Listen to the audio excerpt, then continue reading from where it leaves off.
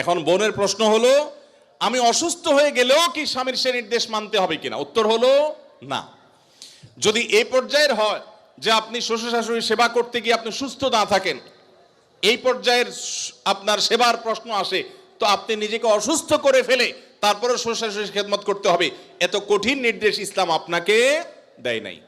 তবে এ জাতীয় ইস্যুতে আমি অনুরোধ করব, কোনো ভালো বিচক্ষণ বিদগ্ধ আলেমের কাছে দেখা করে উভয়ের পরিস্থিতি পর্যালোচনা করে অ্যাসেসমেন্ট করিয়ে তারপর সমাধান নেওয়ার চেষ্টা করবেন। কারণ এখানে আপনার কাছে যেটাকে মনে হচ্ছে বাড়াবাড়ি, আদতে সেটা খুব নর্মাল বিষয় হতে পারে।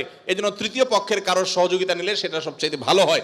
এই প্রশ্নোত্তরের সংক্ষিপ্ত সেশনে আমরা অল্প কথা উত্তর দিয়ে গেলে আপনার ভুল বোঝার সম্ভাবনা আছে। সেজন্য কোনো দক্ষ আলেমের কাছে, বিচক্ষণ ইমাম সাহেবের কাছে গিয়ে দুজন মিলে তারপরে পুরো অবস্থা জানাবেন।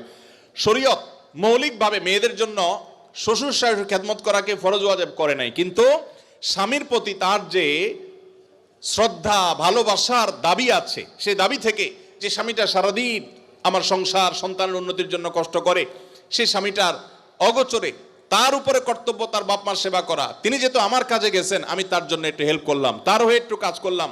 তাছাড়া মা বাবার মতো বয়সী মানুষ, তারা যখন আশেপাশে তাদের সেবা করার মানসিকতা থাকা দরকার। কিন্তু সেই সাথে এটাও ঠিক যে আমাদের সমাজে অনেক শ্বশুর শাশুড়ি আছে আস্ত জোয়ান তাগড়া সুস্থ সবল, এরপরও সে আশা করে বসে থাকে বৌমা সব করে দিবে। এটা খুব বাজে একটা অভ্যাস। অনেক শ্বশুর শাশুড়ি আছে, তারা মনে করে বৌমা ঘরে আসছে মানে হলো কাজের মেয়ে ঘরে আসছে, অতএব আমাদের এটা বাই ডিফল্ট পাওনা হয়ে গেছে। এটা খুবই বাজে একটা উদাহরণ। শ্বশুর শাশুড়িদেরও আল্লাহর কাছে বিচার আছে, তারা জুলুম করলে, সীমালঙ্ঘন করলে তাদেরও দায় আল্লাহ তাআলার কাছে থাকবে। নিজের মেয়েটা তাকে দিয়ে কোনো কাজ করায় না, আরেক ঘরের মেয়ে আসছে তাকে দিয়ে সারাদিন গাদা খাটনি করা, এটা জুলুম।